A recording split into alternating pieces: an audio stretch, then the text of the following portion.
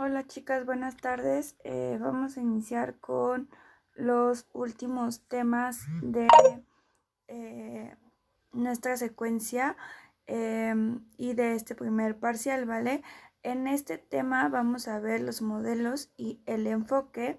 Y bueno, les decía yo que con estos temas vamos a cerrar, pero la siguiente semana tenemos la elaboración de algunos proyectos, entonces es importante que estén atentas, ¿vale? Y uno tiene que ver con esto que les voy a mencionar. Para contextualizar como esta parte que vamos a ver de los modelos y los enfoques, justamente, bueno, hay que revisar qué es la educación especial, que es algo que habíamos estado hablando, ¿no?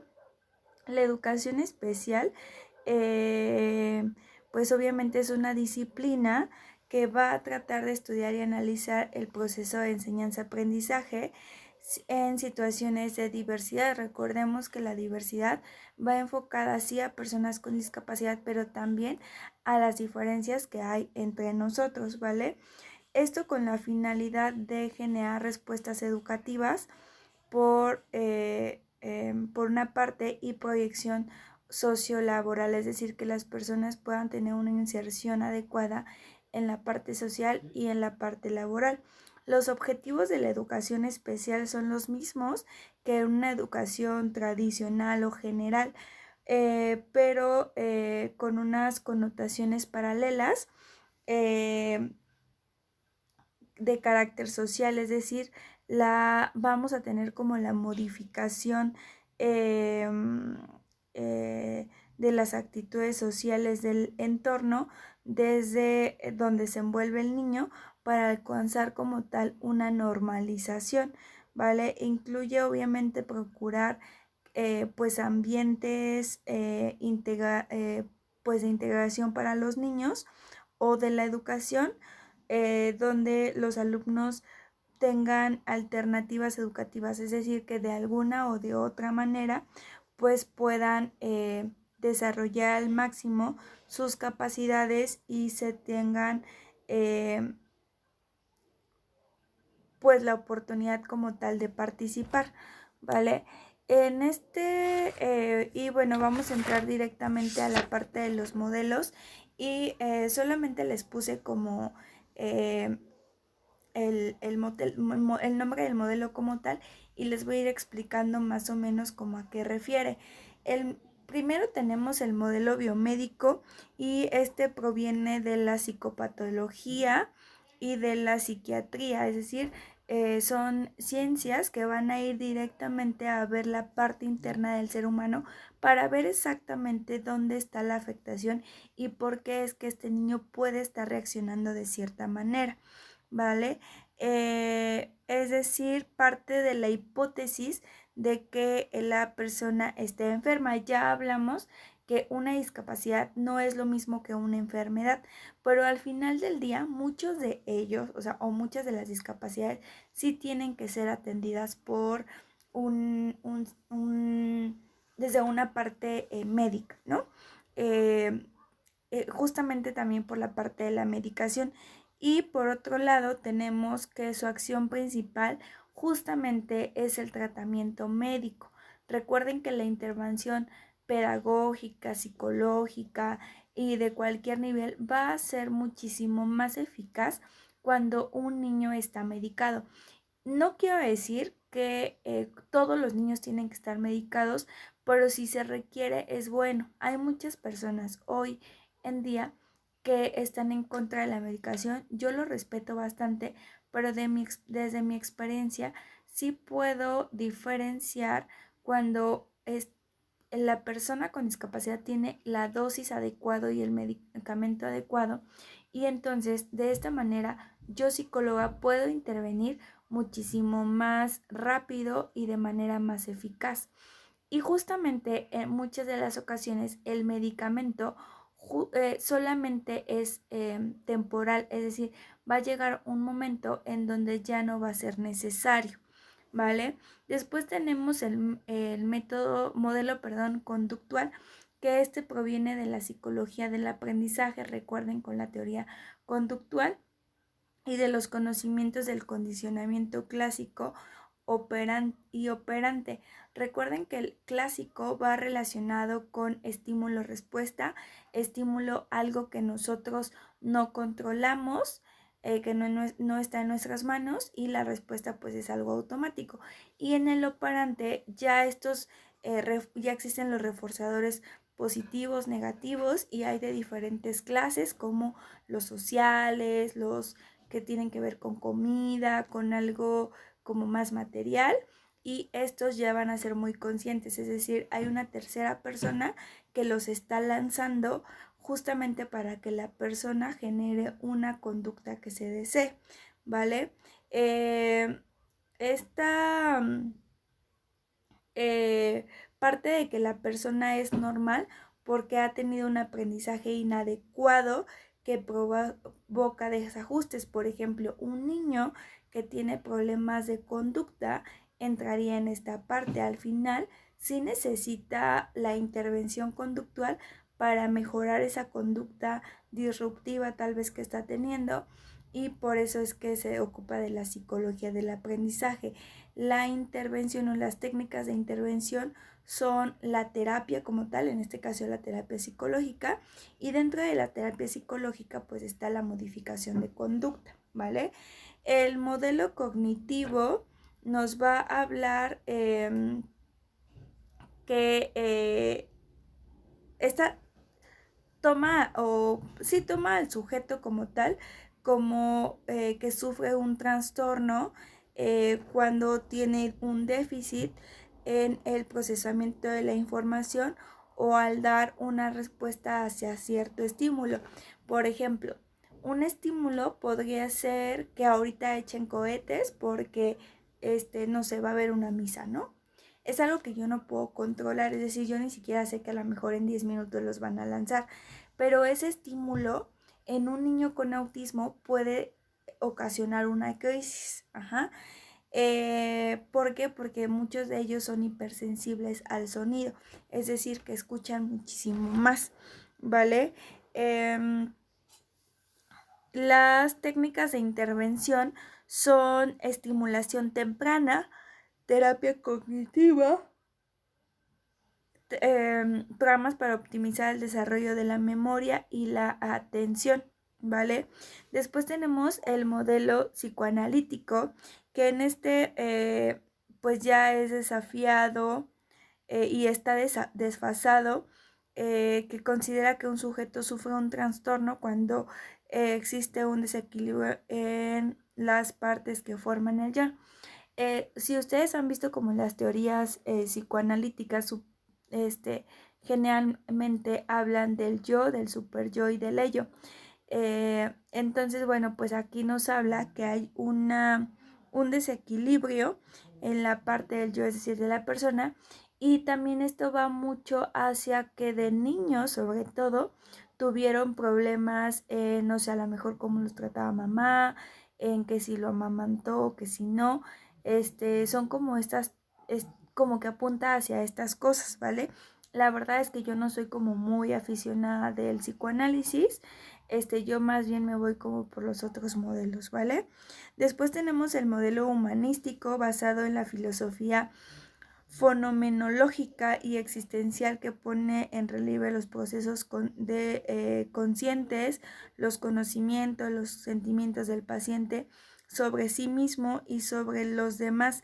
Las técnicas de intervención son la terapia no directiva, la musicoterapia y la relajación. Estas terapias son bases justamente de la terapia humanista, por eso va muy enfocado con el modelo humanista, y pues justamente no lo quiero llamar así, pero pues son como terapias alternativas que van a tener efecto en estos niños, ¿vale?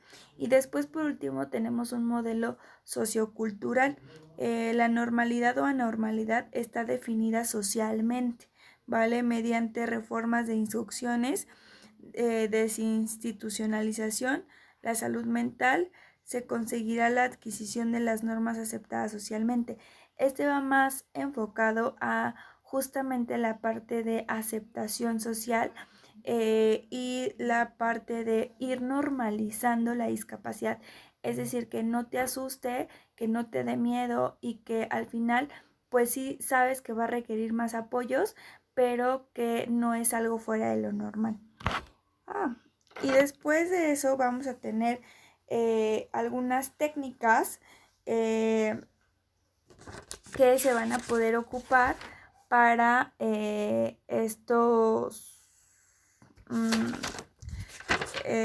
esta población, ¿vale? Tenemos como primer punto el tratamiento médico, que es lo que veíamos con el modelo biomédico, donde les decía que pues es justamente la parte de la medicación, pero aparte de la medicación puede ser la quimioterapia, las cirugías a las que se puedan pues someter estos niños, sobre todo cuando hablamos que tienen que estar constantemente en intervenciones.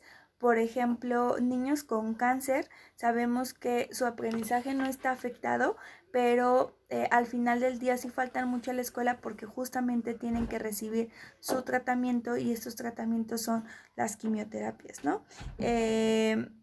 La parte de farmacología, que es todo lo que tiene que ver con medicamentos y demás, y dependiendo la discapacidad es el tipo de medicación que se le puede dar. En muchos de ellos llegan a ser similares o incluso pueden ser iguales, pero en otros medicamentos va a cambiar, ¿vale? Es decir, no a un niño con autismo y a uno con TDAH se le va a dar los mismos medicamentos. Probablemente repitan o compartan uno o dos, pero no quiere decir que todos. Después tenemos la psicoterapia. Esta puede ser individual, familiar y de grupo. Por lo general, cuando se trabaja directamente con discapacidad, se trabaja en la parte individual porque es algo personalizado y esta va a convenir más. Y en familiar y de grupo se suele trabajar sobre todo cuando hay situaciones de duelo con la familia, ¿vale? Es decir, que se va a buscar el que estas personas puedan comprender, primero entender qué es la discapacidad con la que cuenta su hijo, y después cómo pueden ayudar ellos a esta intervención. Y después tenemos la terapia conductual, que va relacionada con lo que hablábamos, que es el condicionamiento clásico y el operante, y la intervención educativa, que es pues prácticamente como las clases especiales que se pueden dar, y en esto va muy relacionado en una educación formal, es decir, en una escuela, con un aula, con una profesionista o un profesionista, pero siempre con algo pues ya muchísimo más dirigido. Y después tenemos la intervención social, que es asistencia social y terapia ambiental, ¿vale? Esto es como lo que igual hablábamos de, bueno, en mi comunidad ya saben que tengo un hijo con discapacidad, y entonces ellos saben que qué pueden y qué no pueden hacer cuando no sé, mi hijo está ahí, o ellos pueden comprender por qué reacciona de esta manera y entonces ya no lo juzgan. Esto pasa mucho, por ejemplo, con los niños con autismo. Cuando tienen sus crisis, las personas suelen cometer errores por ignorancia, como señalan, ¿no? Ay, es que es un niño berrinchudo, cuando no saben que tal vez le está molestando el ruido que hay a su alrededor, o que se le cambió la rutina, o suelen acercarse y decirle, si no dejas de llorar, te voy a llevar conmigo, ¿no? Entonces son cosas que pues como no es una discapacidad física, es decir, no se ve a simple vista como un síndrome de Down, por ejemplo, que pues los rasgos apuntan a que es síndrome de Down, con ellos pues esto no pasa, ¿vale? Entonces suele pasar como que las personas tienden a cometer errores. Y después tenemos tendencias actuales, ¿vale? Como adaptación al currículo. Este es justamente como cosas que pues hoy en día son convenientes aplicar siempre que se tenga un niño con necesidades educativas especiales.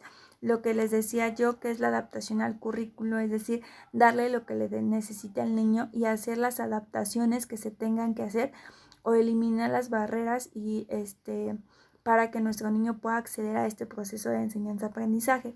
Después tenemos la parte del diagnóstico y evaluación, ¿vale? En la parte del diagnóstico, chicos, justamente es importante porque de ahí vas a partir para saber cómo vas a intervenir.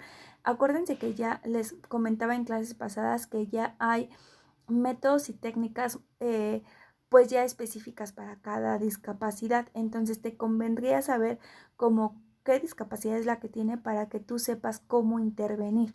Después, en la evaluación de las necesidades educativas especiales es justamente pues saber qué es lo que necesita mi niño para que eso se lo dé. Estructuras organizativas y estructuras de apoyo. Estas dos van a, o más bien las estructuras organizativas nos hablan como de la parte interna de la escuela, es decir, tener una organización con todo el personal de esa escuela para que sepa que existe este niño y que va a requerir de ciertos apoyos. Y la estructura de apoyo es cuando se tiene equipos, se me fue, multidisciplinares, es decir, que vas a canalizar o vas a tener una red de apoyo para que porque reconoces que tú no puedes hacer todo. Tú desde tu profesión vas a hacer ciertas cosas, pero necesitas de otras disciplinas para que se lleguen a los objetivos esperados de manera muchísimo más rápida. Y entonces, bueno, tú tienes que ver esa estructura de apoyo, que incluso puede ser la familia y el profesor de apoyo, que esto es básicamente una sombra. Si tú como docente detectas que no puedes atender a tus 20 niños regulares y también a él, lo ideal es que solicites un apoyo personalizado, es decir, una sombra o un monitor. Este monitor no es para toda la vida, solamente es para que te ayude a la adaptación y a generar pues habilidades en el niño para que en cierto momento se le deje solo. Y equipos de orientación, esto ya es un equipo interdisciplinario. La diferencia entre el equipo multidisciplinario y el interdisciplinario, chicas, radica que el multidisciplinario son diferentes disciplinas que van a trabajar para el mismo niño, pero solamente una disciplina va a llevar como la responsabilidad. Entonces digamos que va a ser como el jefe de todos.